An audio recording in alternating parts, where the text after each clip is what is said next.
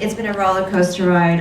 Our company has been at the COP since Bali, actually, and so we've seen it go up and down. It's been great, it's been not great, and so of course I think last year, as Wei-Shin had said, by the end of the year in November, when the U.S. and China had both expressed what they will be doing and what their sort of reduction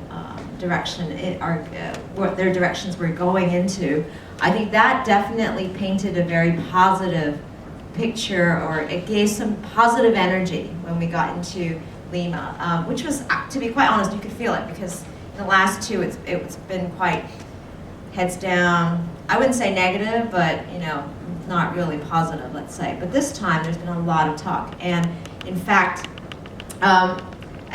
so these are typical images. When you go to a COP, if any of you've been there, there's always the entrance, there's like a long lineup. Actually, there's no lineups anymore to get badges. And I think it's because obviously all these COPs in between the milestone COPs are pretty much working COPs, so there's not a lot of people going there at a certain time. But in this year's, in Paris, I think it's going to be another one of those crazy ones, just like in Copenhagen, where security is going to be really high, hotels will probably be all booked out.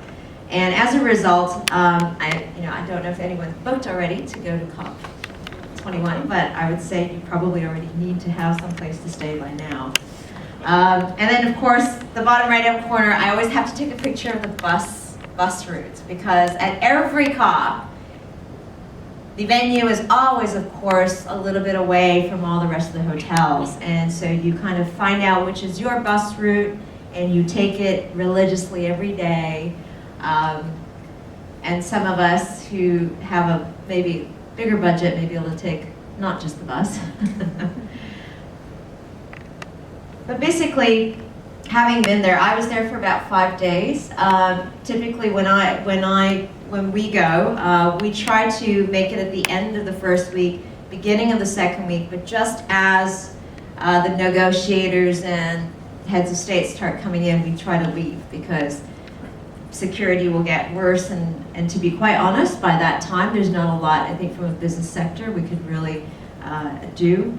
But this year, having been there, there were a couple of messages that we did. I actually definitely felt, having spoken at least on 2 panels that talked about having a price on carbon and how how financing can help a situation. I think that the switch of the whole agreement from the original, everybody scrutinizing every other country, saying what they should and should not be doing and how much, that sort of very mandatory cap and trade determination has now changed into more of a pledge. So the INDCs are just basically, okay, whatever you can do. And that definitely already takes out of the negotiation, oh, well, but you're not doing enough. Like, everybody just, don't look at next door. Do what you can do, what can you do, and make sure you can do it, all right, because it will be published. So I think, of course, without saying, that will ultimately, I believe, come out with a much weaker agreement that anybody would really want to see. And I think it's almost a foregone conclusion at the conference. It's whispered. Nobody wants to say, but the 2 degree is actually, it's gone. But everybody goes, no, but we talk about the 2 degree. We have to keep it there. We have to keep it in the text. We have to keep that as the aspirational goal. When in reality, we're probably nearing the 4 degree, for instance. So that's been interesting to watch. The other thing it's been quite interesting is there's also been the Sustainable Development Solutions, which is Jeffrey Sachs was on that, and he's been trying to push business to talk about technologies which are really up the curve a little bit more. So in the past, we've talked a lot about renewables, even now we talk about energy storage, but technologies such as carbon capture and storage, which really need billions of dollars to continue to develop, were technologies that nobody kind of, after a while, it's kind of fallen on the wayside. But it was really interesting at this conference to hear everybody's starting to revisit this. Even the oil and gas companies, of course, for them, carbon capture and storage is a commercially viable technology. And in fact, some of them share, they don't really understand why they're not made mandatory for that, because actually they can do it. So the good thing about that is that some of the technologies that some of us believe are really billions of dollars away, there seems to be a little bit more momentum in that area.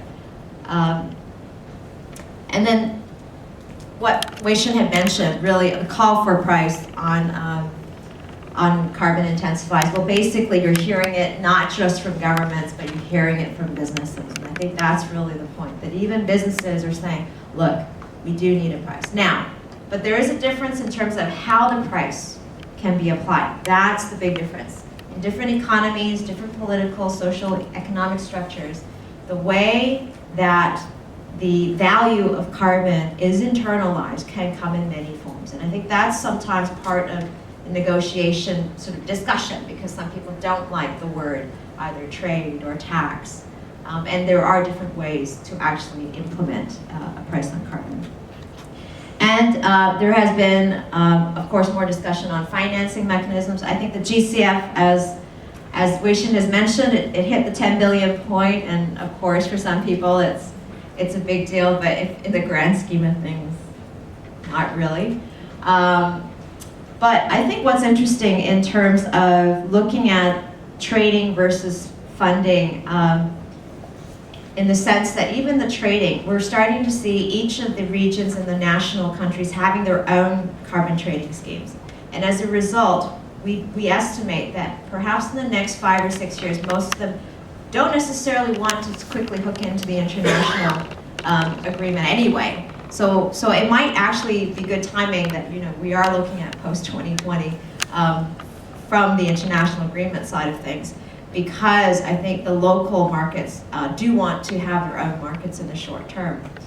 And then of course on the business side, there's more talk of mechanisms like green bonds, or tools like green bonds. But then again, there was discussion on the premise of green bonds. As we started looking at new products like that, actually, what does it really mean for the shareholder? Because in some cases, the green bonds are really hooked to the risk profile of the parent company, and not actually the business itself that's actually reflected. So there are discussions like that were happening. So as a result, I think I'll stop there. Yeah, the last two is more on energy, but these were sort of the messages that I got when I was